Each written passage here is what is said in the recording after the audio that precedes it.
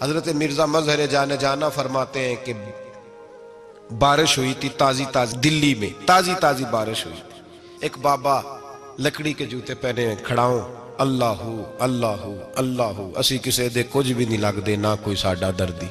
بابا مست ہو کے جا رہا، اللہ اللہ کرتا جا رہا.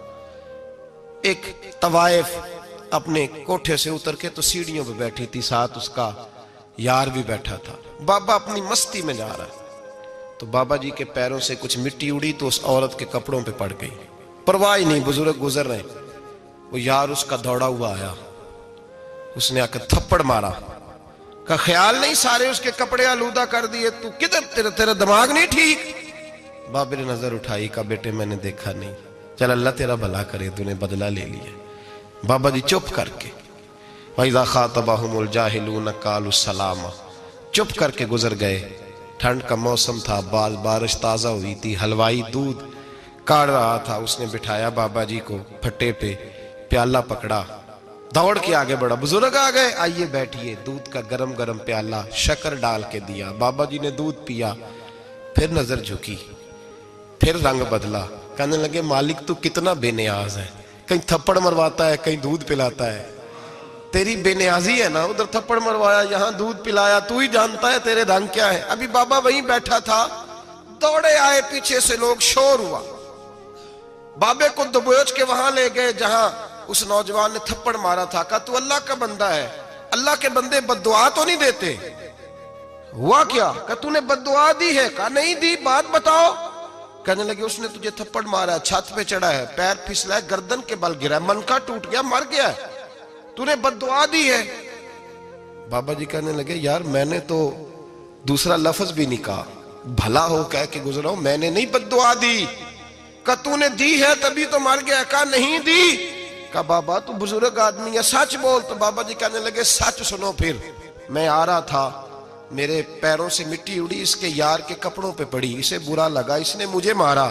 جب اس نے مجھے مارا تو میں کوئی لاوارث تو نہیں تھا، جب اس نے مجھے مارا تو میں کوئی لاوارث تو نہیں تھا. مجھے دشمنوں نہ چھیڑو، میرا ہے کوئی جہاں میں ابھی پکار لوں گا، نہیں دور ہے مدینہ. اس نے مجھے مارا تو میں کوئی لاوارث تھا کہ میرا بدلہ کوئی نہ لیتا.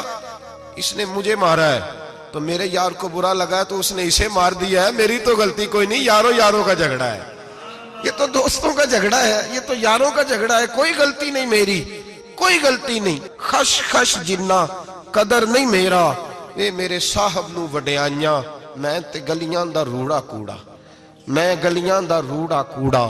میں نو محل چڑھایا ہے سائیاں، میں نو محل چڑھایا ہے سائیاں. فرمایا اس نے مجھے لوارث سمجھا تھا کہ تھپڑ مار کے گزر جائے، میرا کوئی پوچھے گا ہی نہیں. میرے رسول پاک علیہ السلام کے بارے میں رب فرماتا ہے ابھی میں تو تیرے ہوتے ہوئے کافر کو سزا نہیں دیتا کہ تو موجود ہے. یاد رکھیں حضرت فضیل بن عیاض فرماتے ہیں ایک جوان تھا، مسجد میں آیا، لوگوں سے کہنے لگا روٹی کھلاؤ. کسی نے توجہ نہ کی. اس نے کہا میں رب بتانے والا ہوں، میری طرف دیکھو تو صحیح. کسی شخص نے خیال ہی نہ کیا. پھر اس نے کہا یار تھوڑا سوچو. نمازیوں سے کہا، اہل علاقہ سے کہا، انہوں نے کہا تیری طرح کے بڑے درویش دیکھیں.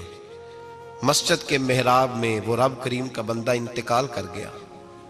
جب فوت ہو گیا نا، لوگوں کا مزاج ہے، بیمار کو دوائی نہیں دیتے، جنازے پہ وقت پہ پہنچ جاتے. جب کوئی گر رہا ہوتا ہے تو سہارا کوئی نہیں دیتا، جب کوئی گر جاتا ہے، ٹانگ ٹوٹ جاتی ہے تو تیمارداری کو زمانہ پہنچ جاتا ہے. اور بزرگ وہ نوجوان اللہ کا نیک بندہ مسجد کے محراب میں فوت ہو گیا. حضرت فضیل ابن عیاض کہتے ہیں امام صاحب نے اعلان کیا چندہ دو، کوئی لاوارث فوت ہو گیا، کفن دینا. چندہ کٹھا ہوا، کفن خریدا، جنازہ پڑا. عشاء کے بعد دفن کر کے آئے. فجر کی نماز کے لیے جب امام اور مؤذن مسجد میں آئے تو چیخیں مارنے لگے، تڑپنے لگے. دور دور تک آوازیں پھیل گئی، دنیا دوڑی آئی. کیا ہوا؟ کہنے لگے وہ جو تم نے کفن پہنایا تھا وہ یہاں پڑا ہوا ہے، اور دیکھو کفن پہ تحریر لکھی ہے. تحریر کیا ہے؟ عرش کے مالک نے فرمایا میرے دوست نے روٹی مانگی تم نے دی نہیں، اس نے تمہیں میرے قریب کرنے کے لیے اپنی طرف توجہ کرائی، تم نے کی نہیں. اور میرا یار تمہارے کفن کا محتاج تھا، سنبھال کے رکھو اپنا کفن، میں نے اسے جنت کا لباس عطا فرما دیا، سنبھال کے رکھو. یہ کوئی لاوارثوں کا ٹولہ ہے؟ یاد رکھیں جو وارث والے ہیں، وارث والے ان کا رنگ اور ہے، جو ماننے والے ہیں ان کا مزاج اور ہے۔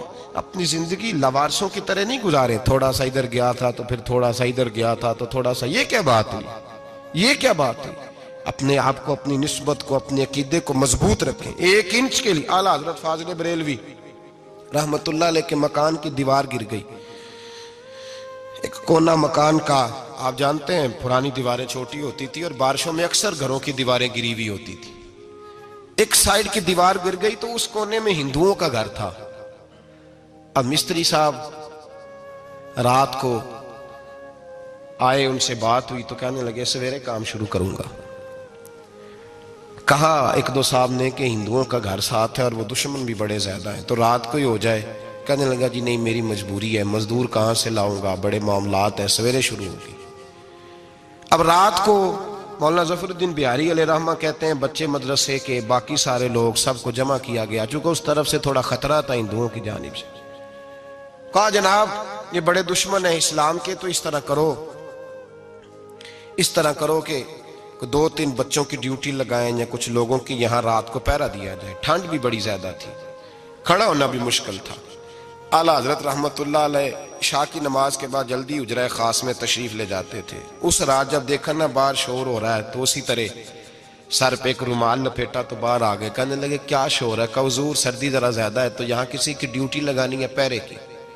2 منٹ خاموش رہے، پھر فرمانے لگے کوئی ضرورت نہیں، جاؤ سو جاؤ سارے جا کے، کوئی ضرورت نہیں، جاؤ اپنے اپنے گھروں کو، کوئی حاجت نہیں، پہنچ جاؤ۔ کہا حضور مہربانی کرے، وہ طے ہونے لگا تھا۔ فرمایا میری وجہ سے کیوں کوئی ساری رات بیدار رہے، جاؤ تمہیں کہا نا آرام کرو۔ لوگ سو گئے۔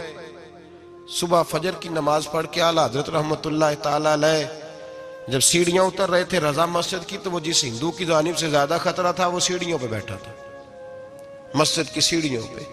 سب لوگوں کی توجہ ہو گئی، کہنے لگا مولانا میں کلمہ پڑھنے آیا ہوں، مجھے کلمہ پڑھا کے مسلمان کر دیں، میں کلمہ پڑھنے آیا ہوں، مسلمان کریں۔ لوگوں کی توجہ، اعلیٰ فرمانے لگے نہیں ابھی تو انتظار کر، تھوڑی دیر کے، اچھی طرح سوچ لے، جذباتی فیصلہ نہ کر، یہ تو آ رہا ہے۔ یہ کہہ کے جب 2 سیڑھیاں نیچے اترے اس کے پاس سے تو اس نے پیر تھام لیے، کہنے لگا اب ایسے تو نہ کرو، رونے لگا۔ اعلیٰ حضرت رحمت اللہ نے کلمہ پڑھایا، کچھ باتوں کی نصیحت فرمائی، تشریف لے گئے۔ گھیرنے والے گھیر کے بیٹھ گئے، کہنے لگے ہمیں بھی بتا بدلہ کیسے ہے۔ کہنے لگا دیوار گر گئی، آدھی رات کے وقت، آدھی رات تک انتظار کرتا رہا، پہرے دار کوئی نہیں، تو 2 تلواریں لے کر جب میں ان کے مکان کی جانب بڑھا، میں نے کہا آج گردن کاٹوں گا اور کاٹ کر کے نکلوں گا۔ کہتا ہے جب میں قریب آیا تو 2 شیر کھڑے تھے، اوپر سے پلٹ کے آیا تو پھر کھڑے تھے، ادھر سے پلٹ کے آیا تو پھر کھڑے تھے۔ فرماتے ہیں میں 2 گھنٹے کے بعد آیا تو پھر پلٹ کے کھڑے تھے، میں پھر 1 گھنٹے کے بعد آیا، سحری کا وقت ہو گیا تو پھر پلٹ کے کھڑے تھے، اب میں ڈر کے بھاگا۔ کہتے ہیں فاضل بریلوی نے اپنی کھڑکی سے منہ باہر نکالا، کہنے لگے اور کتنا تجربہ کرے گا، مجھے تو لاوارث سمجھتا ہے، لاوارث ہوں میں، اور کتنا تجربہ کرے گا، بس کر مان جا۔ میں نے کہا حضور یہ کون ہے، مجھے بتائیے تو صحیح یہ کون ہے۔ تو کہنے لگے میں نے ساری زندگی رسول اللہ کی عظمت کا دفاع کیا ہے، ساری زندگی غوث اعظم کے نعرے لگائے ہیں، ابھی تو یہ مدد صرف غوث پاک جیلانی کی بھیجی ہوئی ہے، ابھی تو غوث اعظم کی بھیجی ہوئی مدد ہے، مولا علی ابھی پیچھے ہیں، 2 جہاں کے محبوب ابھی اس سے پیچھے ہیں، وہ تو ابھی پیچھے ہیں، پیچھے کھڑے ہیں کہ ضرورت پڑی تو ہم بھی تیار بیٹھے ہیں۔ او بھائی آج رواج ہو گیا، رواج، میں نے 2-4 دن پہلے بھی کہا تھا، لوگ کہتے ہیں نہیں کوئی نہیں ضرورت، سامنے سارا کچھ نظر آ رہا ہے۔ او خدا کے بندو یاد رکھو، نسبت ہے بڑی چیز، جانے تو دو میں اگر کسی کو نسبت میسر آ گئی نا، نسبت، خالی دامن ہی مل گیا، تیرے ہاتھ میں کچھ ہے تو ہونی چاہیے نا، خالی دامن ہی تجھے کسی کا میسر آ گیا تو بچ گیا۔ اپنی نسبتوں کی حفاظت کریں، ان کو مضبوط کریں، ان پر محنت کریں، ان پر توجہ رکھیں۔ یہ نسبت جو ہوتی ہے نا، نسبت، یہ دیکھیں نا ایک گتہ ہے، عام کتاب کو لگا ہوا ہے تو جہاں مرضی رکھ دو، اس کی کوئی قدر نہیں، لیکن جو گتہ قرآن مجید کو لگ گیا ہے اس کو بغیر وضو چھونا جائز ہے۔ ایک پٹھے پہ اینٹ بنی ہے، جو باتھ روم میں لگ گئی وہاں بغیر جوتے کے جایا نہیں جا سکتا، اور جو مسجد میں لگ گئی وہاں جوتے پہن کے جایا نہیں جا سکتا. یہ نسبت ہے بڑی چیز. اگر میسر آئے نصیب ہو اپنی نسبت کو مضبوط کر کے رکھا کریں, اس کی جولانی کا مظاہرہ کیا کریں. اس نسبت میں روز توانائی آنی چاہیے. میں آپ کو بڑی ذمہ داری کے ساتھ ایک بات بتاتا ہوں تجربے کی. ہمیں جتنا کسی نے آ کے کہا ہے نا نسبت کے خلاف, ہماری نسبت اس سے زیادہ مضبوط ہوئی. ہمیں جتنا کسی نے آ کے کہا ہے نا جی آپ کو کیا ملا, آپ کو کیا ملا, تو ہم نے اتنا کہا یار جیسے جیسے تو کہتا جاتا ہے ہماری تو نسبت میں اضافہ ہوتا جاتا ہے, ہمارا تو مزاج بدلتا جاتا ہے. روز ایک نیا پردہ کھلتا ہے, روز ایک نیا رنگ واضح ہوتا ہے, روز ایک نئی توانائی. ابھی تھوڑے دن کی بات ہے, ایک مولانا شرف الدین صاحب ہے, مفتی صاحب, میرے حضرت صاحب کے مرید ہوئے. مفتی تھے, عالم آدمی تھے, سرکار تاج الشریعہ, ہمارے شیخ سے بیعت کی. اب ہمارے حضرت صاحب کا اس وقت حال وہی ہے وَرَأَيْتَ النَّاسَ يَدْخُلُونَ فِي دِينِ اللَّهِ أَفْوَاجًا. اب فوجوں کی فوجیں لوگ آتے ہیں.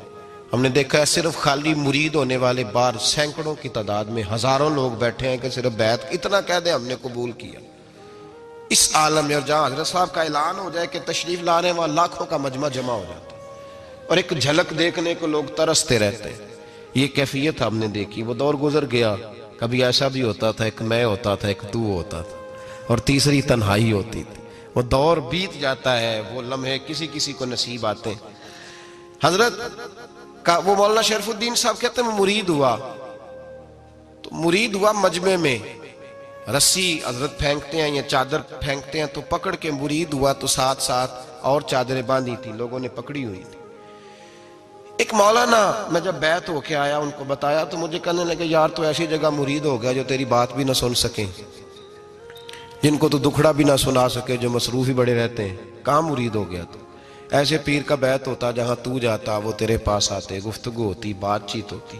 کہتے جب انہوں نے مجھے بہت زیادہ قائل کیا نا, بہت زیادہ, تو میں نے ارادہ کر لیا. میں نے کہا بات ٹھیک ہے, بیعت کہیں اور ہونا چاہیے تھا. کہتے میں عشاء کے بعد سویا تو حضرت صاحب مجھے خواب میں ملے, خواب میں, اور فرمانے لگے مولانا جب آپ مرید ہوئے تھے تو آپ اس جانب بیٹھے تھے, اس کونے میں آپ تھے, اتنے لوگ آپ سے پہلے تھے, اس حال میں آپ مرید ہوئے تھے, اور جہاں تک بات چیت کرنے کی بات ہے تو آپ نے جو دل میں سوچا تھا وہ میں نے آ کے آپ کو بتا دیا ہے. پھر بھی بڑی ضرورت ہو تو میرے صاحبزادے کا نمبر لے لیں اور فون کر لیا کریں, بات ہو جایا کرے گی. کہتے ہیں یہ ابھی بات ہو ہی رہی تھی کہ میرے دروازے پہ دستک ہوئی تو میری آنکھ کھل گئی. میری آنکھ کھلی تو میں پریشان ہوں کہ نمبر تو ملا نہیں. ایک انجینئر صاحب میرے محلے میں رہتے تھے, فرماتے ہیں وہ شام کو میرے پاس آئے اور کہنے لگے مولانا سنا ہے آپ حضرت مفتی اختر رضا صاحب سے مرید ہو گئے. میں نے کہا ہاں. تو کہنے لگے میں ان کے مدرسے میں کام کر کے آئے ہوں, میرے پاس ان کے بیٹے کا نمبر ہے, چاہیے آپ کو؟ نمبر ہے چاہیے. کہتے ہیں نمبر مجھے وہ شام کو گھر آ کے دے گئے. اب جب میں آستانہ نور پہ بریلی شریف ملنے کے لیے حاضر ہوا تو میرے دل میں خیال آیا, جب میں اندر گیا نا تو میرے دل میں خیال آیا حضور خواب جو آئی تھی اتنی بھی جلدی کیا ہے, ذرا ٹھہر جائیے, آپ ملے جو تھے تو صاحب نمبر بھی دے ہی جاتے. میرے دل میں خیال آیا تو السلام علیکم کے بعد حضرت کہنے لگے مولانا مجھے تو جلدی کوئی نہیں تھی, آپ کے دروازے پہ دستک ہو گئی تھی, مجھے تو کوئی جلدی نہیں تھی, آپ کا دروازہ بجنے لگا تھا, مجھے تو جلدی کوئی نہیں تھی لوٹنے کی. ہر مشکل دی کنجی یارو ہاتھ مرداں دے آئی, اور مرد نظر کرے جس ویلے مشکل رہے نہ کائی. بس لوگوں یہ یاد رکھو اور اس پہ عمل کرو, اپنی نسبتوں کو مضبوط کریں. ہمارا تو جیسے دن کا اجالا چمکتا ہے نا, چمکتا ہے دل کا اجالا, جیسے نیا دن چڑھتا ہے ہمارے لیے تو ایک نئی روشنی لے کے آتا ہے. اپنے آپ کو بیدار رکھیں. سورج اگر باہر پورا نکل آئے نا تو جو آدمی آنکھیں زور سے بند کر لے اسے کوئی شے نظر نہیں آتی. پورا سورج نکلا ہوا بھی ہو, سورج اسے نظر آئے گا جس کی اپنی آنکھیں بھی کھلی ہوں گی. تو آنکھیں نہیں کھول رہے, تو آنکھیں نہیں کھول رہے, آنکھیں, یہ شکوہ آنکھیں نہ کھولنے کا ہے, آنکھیں نہیں کھول رہے تو سورج کیسے نظر آئے گا. بات ذرا سخت ہے پر چلو آپ میرے عزیز ہیں, کر جاتا ہوں. ملا رومی رحمت اللہ تعالیٰ علیہ فرماتے مجھ سے ایک شخص نے کہا کہ نبی پاک صلی اللہ تعالیٰ علیہ وسلم اگر سراجم منیرہ ہے تو نظر کیوں نہیں آتے؟ تو میں نے کہا الو اگر آنکھیں بند کر لے تو اسے کوئی شے نظر نہیں آتی. آنکھیں بند کر لے تو اسے کوئی شے نظر, تو آنکھیں تو کھولنا, آنکھیں کھول. یہاں میں اپنے کمرے میں یوں پردہ آگے کر کے لائٹ بند کر کے باہر شور مچاؤں, سورج کوئی نہیں, سورج کوئی نہیں, تو مجھے کوئی بندہ کہے گا پاگل, اس طرح کر, باہر نکل, ادھر آ تجھے دکھاؤں سورج ہے کہ نہیں، تیری تو اپنی آنکھیں بند ہے۔ اقبال کہتے ہیں دل بینا بھی کر خدا سے طلب، آنکھ کا نور دل کا نور نہیں، اندر کی آنکھیں کھول، اندر اتنا اندھیرا ہے تو باہر کیسے نظر آئے گا؟ تو لوگ آنکھ ہی نہیں کھولتے، دائیں بائیں دیکھتے رہتے ہیں۔ نسبت کو مضبوط کریں۔ رب تو فرماتا ہے حبیب تو موجود ہے تو میں کافر کو بھی عذاب نہیں دیتا۔